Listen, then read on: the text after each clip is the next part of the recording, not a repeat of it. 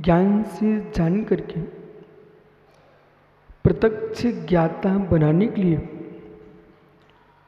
प्रभु ने छायिक अभय दान से दिव्य देशना दी है। अनंत उपकार परमात्मा के, जिन्होंने यथार्थ वस्तु का निर्णय कर दिया। अनंत उपकार उन आचार्य श्रुत केवली भगवंतों के, गर्धर परमेष्ठियों के, आचार्य परमेष्ठियों के, जिन्होंने श्रुत का निबंधन करके आज सबके सामने आगम है। जिनागम नहीं होता आज तुम्हारी क्या भूमिका होती? आगम के विराजमान होने पर लोगों के मस्तकों में नाना विकल्प हैं। यदि आगम नहीं होता तो पता नहीं कितने प्रकार के पक्ष होते। जितने प्रकार के पक्ष हैं, इन सबका इतना कर्तव्य है कि अपने पक्ष की बात रखो, कोई विकल्प नहीं है, पर इतना बोलते जाएं, ऐसा मेरा विचार है। कोई भी पंथ हो, कोई भी परंपरा हो, अपनी बात कहें, कोई बात नहीं है, सब स्वतंत्र हैं अपनी बात रखने के लिए, लेकिन इस बात को जरूर कहें, ऐसा मेरा विचार है। अब सुनने वालों का धर्म है कि वो कहाँ कह रहा है कि आप मुझे स्वीकार करो, वो तो ये कह रहा है ऐसा मेरा विचार है। अब आपका विचार होना चाहिए कि स्वीकार करना चाहिए कि नहीं करना चाहिए है। हमको दुनिया के विचार सुनने में पाप नहीं पड़ता है, पर दुनिया के विचार के अनुसार जीने लग जाओगे तो जरूर पाप पड़ेगा। जगत के विचारों के अनुसार नहीं जीना है, भगवान जिनेंद्र की देशना के अनुसार जीना है। ये भी भैया वृत्ति है ज्ञानियों, ये भी भैया वृत्ति है। किसी प्राणी के विचारों में व्यर्थ के विचारों से थकान आ रही हो, उस विचारे को सम्यक विचार दे देना, ये भैया वृत्ति है। कोई विपरीत मार्ग को चुनने जा रहा हो, अपने विचारों से थक रहा हो, अपने विचारों से परेशान हो, तो महात्मा संजन सागर जी उसको बेटा इतना समझा देना, उपेक्षा। ध्यान दीजिए, जिस संतान को तुमने जन्म दिया है वो भी तुमको परेशान करने लग जाए, ईमानदारी से बात करना। राजेंद्र भैया, जिस संतान को आपने जन्म दिया है वो संतान भी परेशान करने लग जाए और परेशानी बहुत ज़्यादा आपके मस्तिष्क में चढ़ जाए, तो एक समय ऐसा आता है, छोड़ो।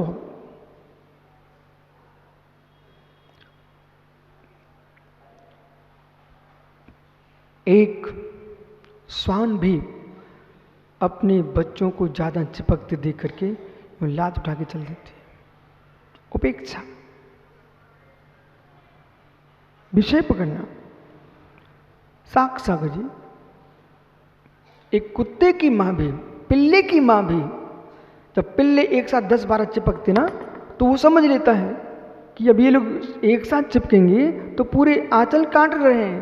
वो खड़ी होकर के चल देती है, और ज़्यादा चिपके तो पैर हिला देती है। उपेक्षा, जबकि उसे मालूम है ये बच्चे मेरे ही हैं, लेकिन अधिक परेशान करने लग जाए, उन बच्चों को भी दूर कर देती है। ऐसे मित्र जो सूकरी है, कुकरी है, वो 10, 12, 15, 16, 20 को ही जन्म दे पाएंगी, लेकिन तुम्हारे मस्तिष्क, तुम तो इतने की जन्म के दाता हो, इतनी की माँ हो, इतनी संतान को जन्म देते हो। तुम्हारे पास तो 24 घंटे में करोड़ों संतानों को जन्म देते हो आप। 24 घंटों में अरबों खरबों संतानों को जन्म देने वाला कोई है तो तेरा चित्त है। कभी कोई विचार को जन्म दे रहे हो, कभी कोई विचार को जन्म दे रहे हैं। इन विचारों का जनक कौन है? इन विचारों की जननी कौन है? जैसे स्वयं की संतानें तंग करने लग जाए तो माता पिता उपेक्षा कर देते हैं। ऐसे ज्ञानी स्वयं के मस्तिष्क में उत्पन्न हुए विचार बार बार तंग करने लग जाएं, इनको उपेक्षा करना सीखो। बाहर कोई आदमी तुमको परेशान कर रहा है तो पंडित बनारसी जा से आप समाज से बोल के उससे दूर हो सकते हो, राजा से बोल के दूर हो सकते हो, पुलिस से पकड़वा सकते हो उसको। लेकिन मित्र, कोई गाय परेशान कर रही थी तुमको, आपने रस्सी से बांध दिया। कोई बंदर परेशान कर रहा था, आपने रस्सी से बांध दिया, साकल से बांध दिया। लेकिन सलेस, तुम्हारे मस्तिष्क में आ रहे 24 घंटे विचार भी कितने परेशान कर रहे, तंग कर रहे, क्या करूं क्या नहीं करूं क्या नहीं, ये भी तुमको परेशान कर रहे विचार। इन विचारों को मित्र उपेक्षा की साकल से बांध दीजिए, अन्यथा तुमको पागल होने के लिए 2 दिन नहीं मिलेंगे।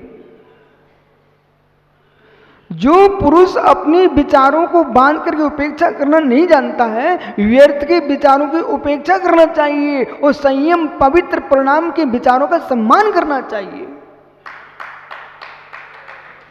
जो विचार आपको साधु बनने की प्रेरणा दें, जो विचार संयमी बनने की प्रेरणा दें, जो विचार दान देने की बात करें, जो विचार स्वाध्याय की बात करें, जो विचार त्यागी बनने के भाव रखें, जो विचार तीर्थ वंदना की बात रखें, उन विचारों को तुमको सम्मान करिए आप। और जो विचार आपके लिए मैं भी कुछ हूं, मेरा भी यश फैलना चाहिए, इनकी उपेक्षा कर दीजिए। मनोज, तुम शांति साधना कर रहे हो, गुरु जी के पास आए, संघ में प्रवेश ले लिया। अब कोई व्यक्ति आया, अरे मनोज तुम संघ में हो, ब्रह्मचारी हो। वो पीयूष ब्रह्मचारी का कितना सम्मान है और आपको कोई पूछता ही नहीं है। मित्र, जब घर छोड़ के आए थे तब ये विचार करके आए थे, संघ में प्रवेश मिल जाए, साधना करो। ये तुम सोच के ही नहीं आए थे कि मुझे सम्मान मिलेगा। हम तो गुरु जी का सम्मान करने के लिए आए थे, हम उनसे सम्मान की आकांक्षा प्रारंभ कर दिए, अब दुख प्रारंभ हो चुका है। उस आदमी की करो उपेक्षा और ऐसी सलाह देने वाले की करो उपेक्षा, ऐसी सलाह मानने वाले परिणामों की करो उपेक्षा। संजय पंडित जी, मित्र जब पंडित जी थे तो सब लोग पंडित जी कहते थे, जब से ब्रह्मचारी बना हूं मैं तो सबसे छोटा हो गया हूं। विषय पकड़ना। एक ग्रंथ में लिखा, अभय कुमार राजकुमार श्रेणिक पुत्र जब बिम्बसार तीर्थंकर महावीर के समुद्र में पहुंचे तो बड़े बड़े मुनिराज भी अभय कुमार को देखकर के सम्मान करते थे। देख बेटा, आज तू यहां बैठा है, कोई कुछ नहीं कहेगा, वे महाराज भी बिठा लेंगे। जिस दिन तू ब्रह्मचारी बन के यहां बैठ गया ना, वे महाराज शिकायत कर देंगे, बोले ब्रह्मचारी महाराजों के आगे बैठा है। और महाराज जी बन गए ना तो तुम्हारा नंबर कहां लगेगा? सबसे पीछे। ठीक है ना? अब तुम सोचो, जब मैं गृहस्थ था तो संघ में आता था, हर महाराज मेरे लिए अच्छे से देखते थे। अब तो कहते हैं दूर चलो, तुम्हारा स्थान का वहां बैठो। अब बेटा सोचना पड़ेगा, यदि आपको वर्तमान का सम्मान याद रहा तो तुम रोते ही रहोगे। वो आपको ये समझ में आ गया कि संयमी जीवन में अनुशासन भी होता है, उसका पालन करना है तो तुमको आनंद आएगा। अभय कुमार ने सोचा, अरे मेरा इतना सम्मान होता है ना तो मुझे दीक्षा ले लेना चाहिए। दीक्षा ले ली। अब अभय कुमार का नंबर कहां लगा? सबसे छोटे महाराज। तो लास्ट में, अंत में नंबर लगा। जितने भी अंदर आए सबके धक्के लग जाए। अब बेचारे सोच रहे, ओ भगवान, ये क्या लीला, जब साधु नहीं बना था तो लोग मुझे अच्छा मानते थे, हमने पाप कर लिया क्या? लोग धक्के मार रहे हैं। सो ओहो मित्र यशोधर सागर जी, ये धक्के नहीं है, ये तुम्हारी समता की परीक्षा है। ये धक्के नहीं है। आप वास्तव में साधु बने हो तो मान कसाई का आपने अपमान किया कि नहीं? जो पुरुष स्वकीय मान कसाई का अपमान कर पाएगा वही साधु बन के जी पाएगा। जो अपनी मान कसाई का अपने द्वारा अपमान नहीं कर पाएगा वो कभी साधु नहीं बन पाएगा। इसलिए जिन जिन ने श्री पर चढ़ाए हैं और जो जो बनने की भावना रखते हैं, भले घर में बैठे सोच रहे मुझे महाराज बनना है, वे सबसे पहले मित्र आज से अपने मान का अपमान करना प्रारंभ कर दो।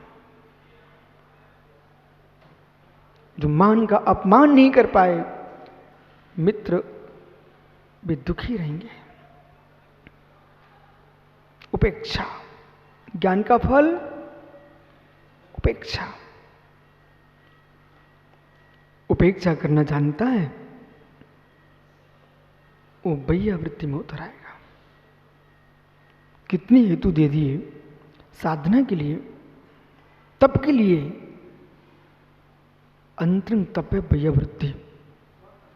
जिस व्यक्ति को पर्वत पर आरोहण करके सूर्य के सामने खड़े होकर के ध्यान करने की सामर्थ्य है वो कर सकता है, पर जिसको नहीं है सामर्थ्य वो हीन भावना न लाए। यदि घोर तपस्वी बाहुली स्वामी का नाम आता है तो मेरे मित्र घोर वैयावृत्ति साधक श्री शैन का भी नाम आता है। यानियों आचार्य समंतबद्ध स्वामी ने सिद्धम रतनकांड साबकाचार में जब 4 दान की व्याख्या की है तो श्लोक क्या लिखा? रवि खड़े हो जाओ।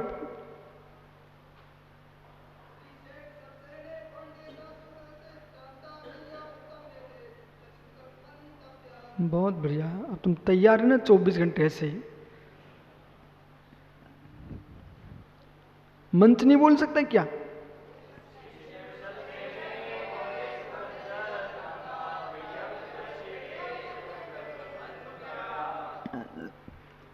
मित्र आहार दान में श्रीरसेन, शास्त्र दान में कौंडेस, अभय दान में सूकर, ओहो औषध दान में यानी बोल 4 दान के नाम बोल। औषध दान में वृषभ सेना। ये 4 दान में 4 जीव प्रसिद्ध हुए। इन 4 में सुनो कैसा समंतबद्ध स्वामी ने दृष्टांत बनाया कि जैसे वर्तमान शासन चल रहा ना, जिन शासन में बैसे बोले सबकी सीटें उन्होंने भर के रखी, कोई ये नहीं कह सकती अहंकार में डूब जा। श्रीशैन सम्राट था तो विश्व सेना नारी थी, एक महिला की भी सीट थी इसमें मित्र। और कौंडेस एक ग्वाला भी था तो ज्ञानी सुकर त्रिंच भी था। 4 दान में 4 प्रकार के जीवों को समंतबद्ध स्वामी ने अपने दृष्टांत में लिया। श्रीशैन, सुब्रत सागर जी मित्र ध्यान दो, जितने देश के मुनिराज से श्रीशैन नाम की सम्राट मुनिराज हुए। भगवान तीर्थंकर शांतिनाथ स्वामी का जीव श्रीशैन की पर्याय में एक देव ने उनकी परीक्षा की कि बैयावृत्ति में प्रसिद्ध है श्रीशैन नाम के मुनिराज। तो देव जो है ना अपनी विक्रिया से मुनिराज का रूप बना के आ गया पंडित जी, और रूप बनाया, रुग्ण शरीर बना लिया। जो रुग्ण शरीर बनाया, स्वामी मैंने सुना है आप बैयावृत्ति कुशल हैं, सेवा का मौका दो। क्या सेवा करूं आपकी? मुझे पांचाल देश का गेहूं, विदर्भ की मूंग,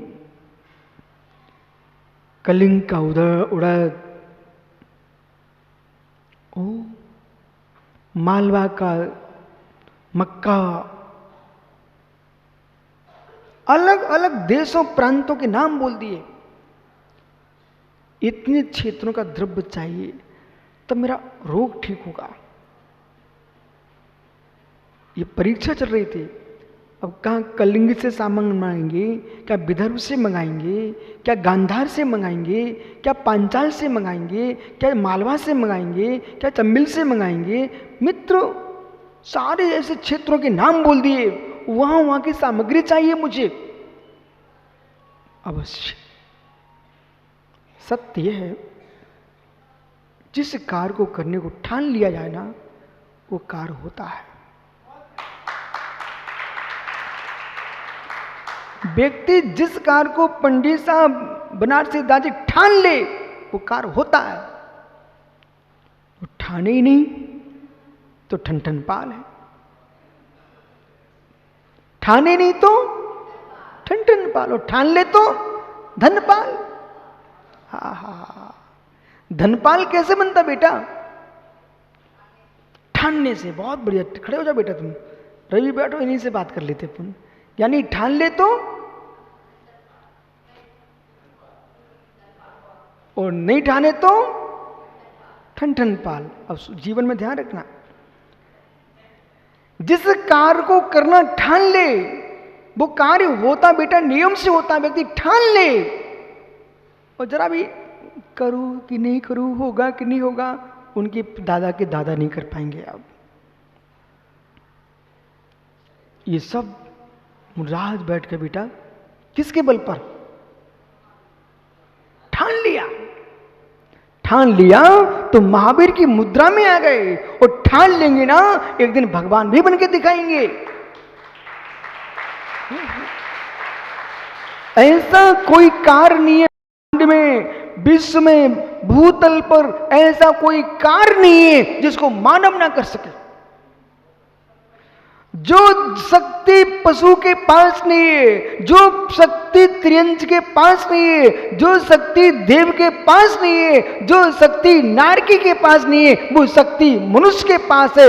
मनुष्य देव बन सकता है, मनुष्य नारकी बन सकता है, मनुष्य पशु बन सकता है, मनुष्य मनुष्य बन सकता है, और मनुष्य भगवान बन सकता है। मतलब चाहिए क्या बेटा?